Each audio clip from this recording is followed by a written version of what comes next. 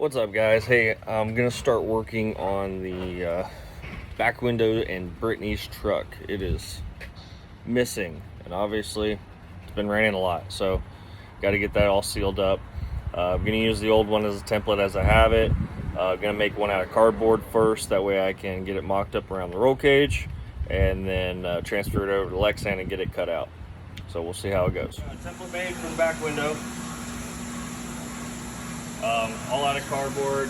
Went ahead and got it fit. Everything fits good. So now we're going to go ahead and transfer it over to the plexi and see how it comes out. So we're also going to, since I have the ability of all this glass here, we're going to try some out of some 3/16 or 1/4 inch plate and send it out to tempering and see how it works. And maybe that's something we can offer later on down the road. But let's try this first and then we'll go from there. So we got the back lexan window cut. Everything fits relatively really well. We saved the cutout pieces too, because we will be putting those back in to close in the tops above the roll cage. And right now Louis is just going through and shaving the bottom. We got to shave just a little bit off the bottom, but other than that, everything's fitting real good. So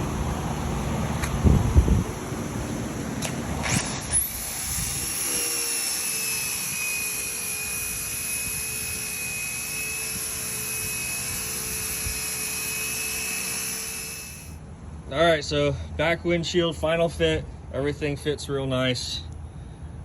So nice and clean. I'm gonna go get some bubble seal to put in between the metal, the back lip back here, to put in there, and then we're gonna go ahead and screw it in every 8 to 10 inches, I think, and see how it turns out. And that'll be pretty much wrapped up. Thank you, Louis. Appreciate it, man. No problem.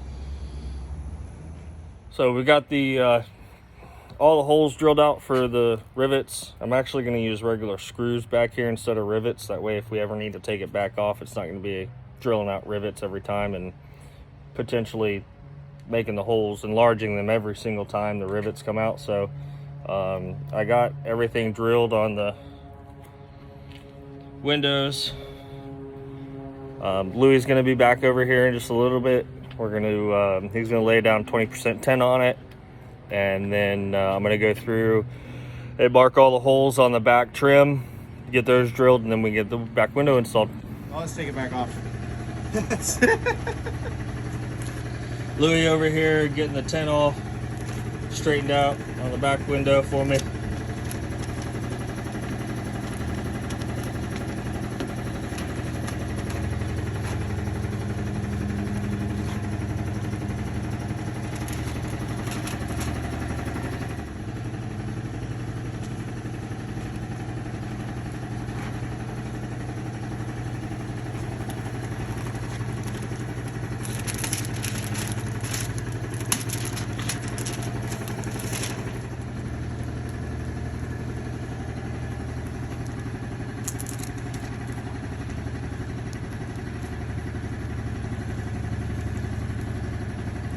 Roll cage cutouts.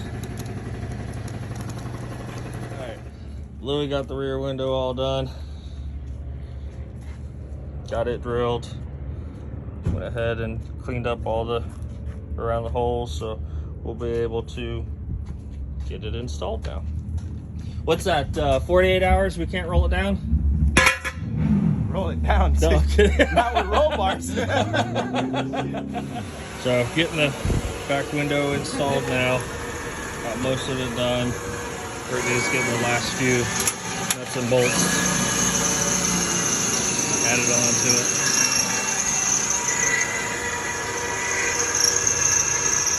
Turned out pretty good. I've got the inserts to put in here to fully enclose it. Work on that next. All in all, it's looking good. All right, so tonight, got a few things off the checklist. Roll cage is completely finished with paint. It is pink. Couldn't have been black, couldn't have been gray, couldn't have been purple. It's pink. But that's what she wanted, so that's what we did.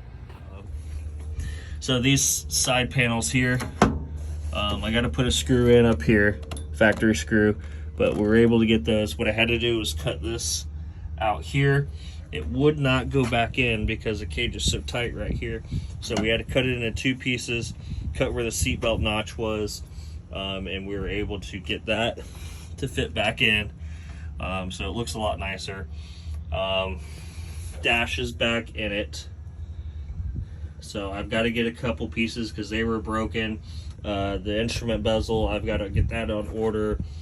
I do plan on trying to keep the radio in this truck. It's only going to have door speakers in it.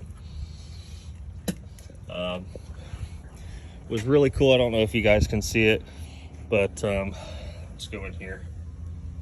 Was able to take the factory speaker covers and kind of cover up quite a bit. That had to be cut out to get the cage to fit into and around the dash. So that was actually kind of nice to get covered up. Steering column's out of it. Waiting on that to come in. Get some aluminum and make a filler panel here. I want to get the don't plan on having the factory jack or anything in the truck, so I'm probably going to cut that out. Couple other things we got to get finished up in here. Like I said, carpet, then I can get the seats back in it. But for today, that's pretty much a wrap. And we'll go from there. But she's coming along.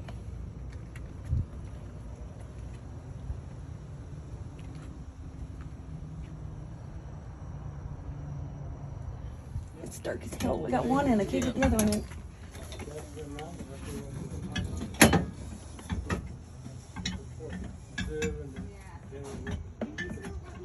I wonder if it's supposed to be without the padding on it. We're gonna find out. That padding looked an inch thick and it looks an inch out. It's all the way in. Okay. It doesn't matter. Yeah, so you want to go ahead and lift this up. There you go. Now you can take your bolts. Where are those? You didn't give those to me. I think they're on the roof. They are. Here, I'll hold this for you.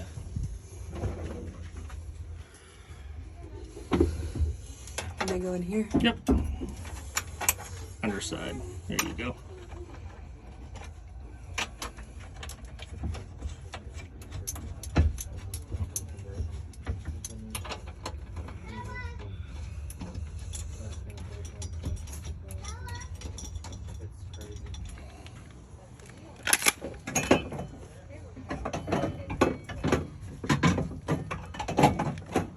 All right, we're gonna check out, we got this new steering column in from Motion Braceworks. We're gonna weigh the comparison difference between the two. So we already weighed this. This is only 5 pounds. We're gonna add an extra 2 or 3 pounds for the lightweight steering wheel. Because I don't have it, but let's just say 2 pounds. So let's go 7 pounds on a steering column for Motion Braceworks. 79 motor. Then we'll weigh the factory steering column. So I'm 207. If you did the calculations right, it was actually a 25-pound difference between the stock steering column and the Motion Braceworks steering column. 22 pounds, so you're saving 15 pounds in weight just going to a Motion Braceworks steering column. So give you a little idea of the weight savings you're getting from that. All right, so it's kind of dark. Windows in, check mark for tonight. Steering column's in, check mark on that. Rear end's out of the truck. We're gonna go through and just paint it up, make it look clean. So everything's pulled out of the back. So the truck originally had some 2-inch lowering blocks on it, so factory 10 goes out of it. We walk over here.